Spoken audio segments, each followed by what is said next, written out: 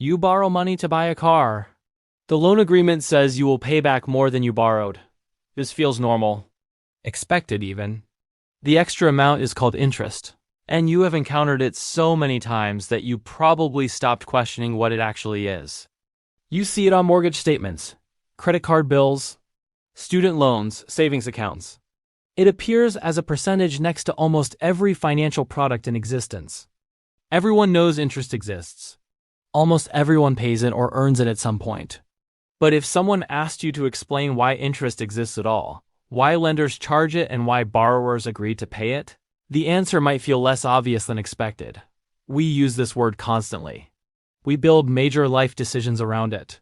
And yet the underlying mechanism often remains strangely unclear. Most people think of interest as the cost of borrowing money. A fee the lender charges for providing funds you do not currently have. It feels like a service charge. You need money now, someone else has it, and they let you use it for a price. This explanation makes intuitive sense. It fits the transaction. You receive something valuable and you compensate the provider. We are taught this framing early. Banks lend money. Borrowers pay interest. The bank profits. Everyone understands their role, but that explanation does not fully hold. Because interest is not simply a fee. It is not arbitrary. And it does not exist just because lenders want to make money. Interest emerges from something deeper. Something built into how money and time interact. Once you see the underlying logic, the percentages on loan documents start to look less like random charges and more like reflections of fundamental economic forces. To understand interest, start with a simple question. Why would anyone lend money at all? Imagine you have $10,000 sitting in cash. Someone asks to borrow it for 5 years. If you agree, that money leaves your possession. You cannot use it. You cannot invest it. You cannot spend it. For 5 years, it belongs to someone else. During those 5 years, things happen. Prices change, opportunities arise, the economy shifts. Your $10,000 today will not have the same value or the same potential 5 years from now. If you lend the money and receive exactly $10,000 back after 5 years, you have not broken even. You have lost something. Not the money itself, but what the money could have done during that time. Interest compensates for this.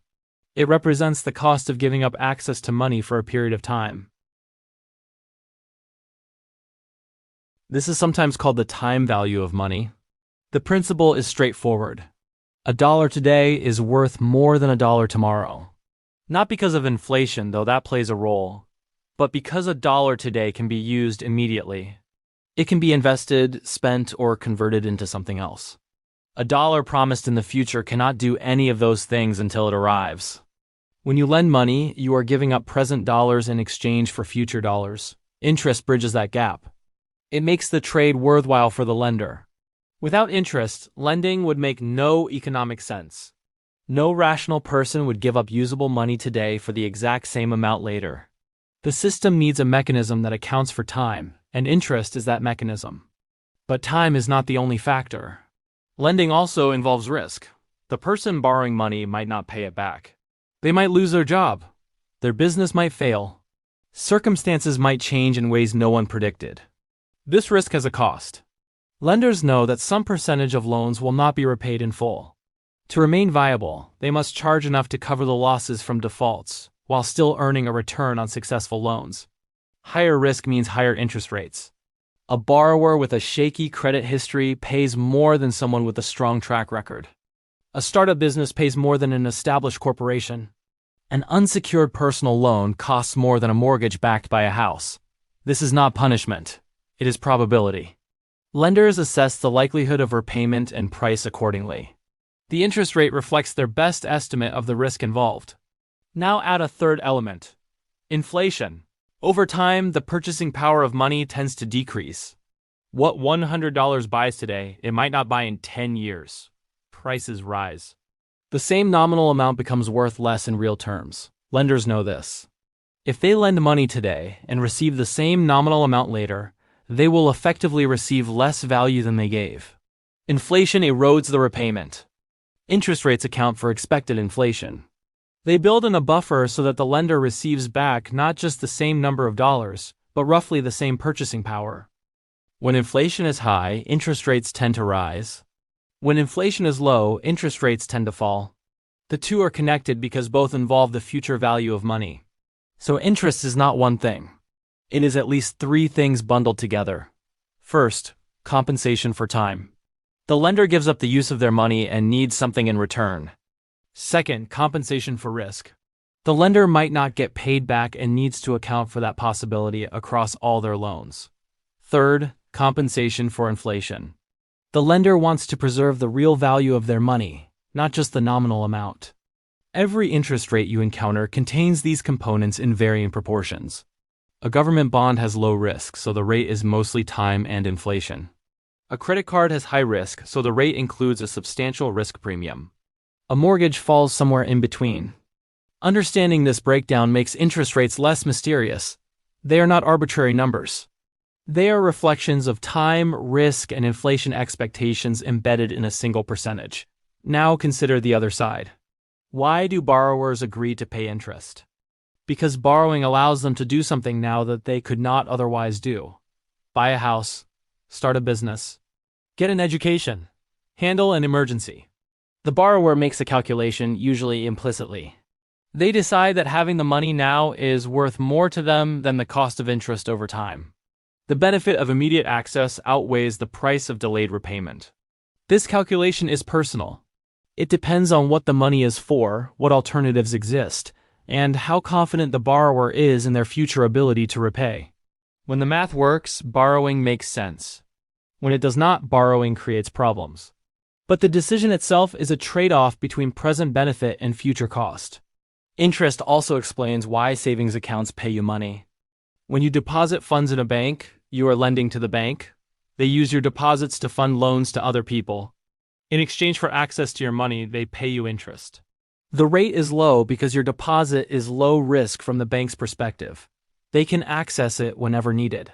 They have many depositors. The risk of everyone withdrawing at once is small, but the mechanism is identical. You give up access to money, the bank compensates you for that. Interest flows to you instead of from you. The difference between what banks pay depositors and what they charge borrowers is called the spread. This spread is how banks earn profit. They borrow cheaply from depositors and lend at higher rates to borrowers. Now revisit the common belief that interest is simply a fee for borrowing. This belief makes sense because it matches the surface experience. You borrow, you pay extra, the lender benefits, but the word fee implies something arbitrary. A charge imposed because the lender has power and the borrower has need. What actually happens is different. Interest emerges from the structure of time, risk, and inflation. Lenders do not invent interest rates from nothing. They respond to real forces that would exist whether or not any particular bank decided to offer loans. The belief is not wrong, it is just incomplete. It describes what interest does without explaining why it must exist. This distinction matters because it changes how you interpret financial products. A high interest rate is not necessarily exploitation. It might reflect genuine risk that the lender is absorbing. A low interest rate is not necessarily generous. It might reflect low risk and low inflation expectations. When rates rise across the economy, it often signals that central banks expect inflation to increase or that lenders perceive more risk in the system. When rates fall, it often means the opposite. Interest rates are information. They tell you something about how the market perceives time, risk, and future prices. Reading them this way makes financial news more interpretable. This also affects how long-term decisions play out. Someone who borrows at a fixed rate locks in today's expectations about time, risk, and inflation for the life of the loan. If inflation rises unexpectedly, the borrower benefits because they repay in dollars that are worth less than anticipated. If inflation falls, the lender benefits for the opposite reason. Someone who earns interest on savings is betting that the rate compensates adequately for what they are giving up. If it does not keep pace with inflation, their purchasing power quietly erodes even as their balance grows. Neither outcome is good or bad in isolation. They are simply consequences of how interest interacts with other economic forces over time. Interest is one of those concepts that seems simple until you examine it closely. Then, it reveals layers that explain not just loans and savings, but the deeper architecture of how money moves through time. It exists because time has value, because the future is uncertain, because prices change. These forces do not disappear. They operate constantly in the background, shaping rates, influencing decisions, quietly determining who pays and who earns. Once you see interest this way, the percentages on financial statements stop being random charges and start being translations of something more fundamental. Nothing about the math changes, but the understanding beneath it becomes clearer. And sometimes that clarity is worth more than any particular rate you might pay or receive.